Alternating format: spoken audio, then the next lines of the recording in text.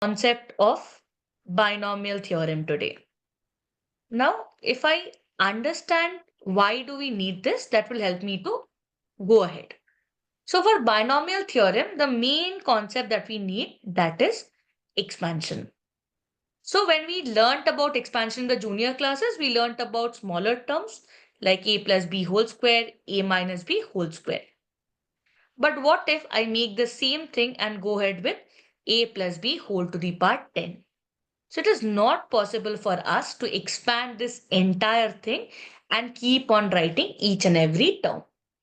So to make that expansion easier and come into a standard way, we go back to our topic. And before learning all these big formula, we start with a very basic concept that is about Pascal's triangle. Now, how is this Pascal's triangle important? Here, we do not memorize anything. We just give it a diagrammatic view, and through that diagram, we understand how we can start our formulae. So, what is the Pascal triangle like? I'll not give everything. Let us see how we can make our own Pascal triangle without learning it up. So, a Pascal's triangle starts with 1. And on top, I'll put 2 ones on either side.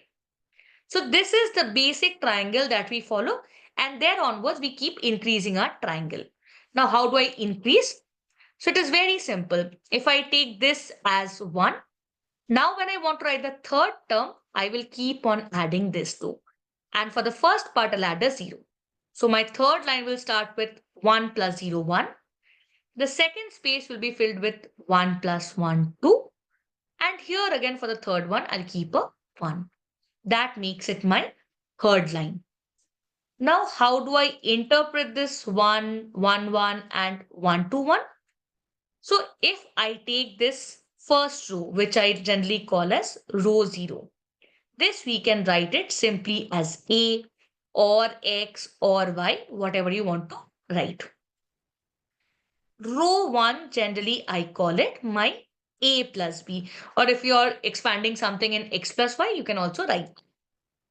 For row 2, if you see, row 2 we can write it as a plus b whole square.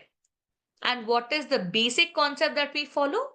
As and when my row increases, the value of a will keep on decreasing, and for b it will keep on increasing. Even within the same row, we are going to follow that same pattern. So what do I mean by this? If I have the third row in hand, I can write it. The first term will be a square. My second term usually is a product, which is ab. And the third term will be b square. Now, if I just make it to my next row, which is my row 4, I can easily call it as my a plus b whole cube. Now, let's try and figure out what will be the coefficients in my row 4. So I can easily call it, the first number will be again 1 plus 0, which is 1. Then I can make it 1 plus 2 as 3. Again, it's 2 plus 1, 3. And lastly, we will have 1. Now let's fill it up. So if I go with the highest value of a and power 3. So obviously here my highest value will be a cube. Now there will be a confusion when we come to the second term. As I said, the second or the middle terms will always be your products. So let us see, we can just club it up. I said, as we move across a row, we will start with the higher values of A, and towards the end, we'll go to the higher values of B. So here I'll make it A squared B. Now when I go to the next term, obviously I will lower my A value. So this will be AB squared. And ultimately, I get my last value as B cube. So based on this, I can easily make a pattern. So if I give you the same thing with a normal equation, if I ask you to draw the Pascal's triangle for P plus Q whole to the power 4. So now I'll write directly for the pattern. I already know it's 1, 1, 1, 1, 2, 1, 1, 3, 3, 1.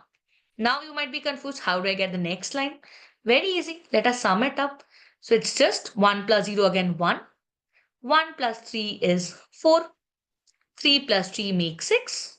3 plus 1, 4. And 1 plus 0, 1. Now I just need to expand my things. So p with power 4, let my first term be p to the power 4. Now again, I'll start with the higher values of p, but I'll also insert a q. So it's p cube q. Let this be p squared q squared. You keep decreasing the p, this will become p q q, and ultimately we get q to the power 4. So even without memorizing something, I could easily find out what my values are. You just keep on putting a plus value in between. So you can easily expand. And now whatever your values for P and Q are given, you can just substitute that. So that will make your expansion much more easier. So I hope that was pretty clear to you. Yes, ma'am. Thank you.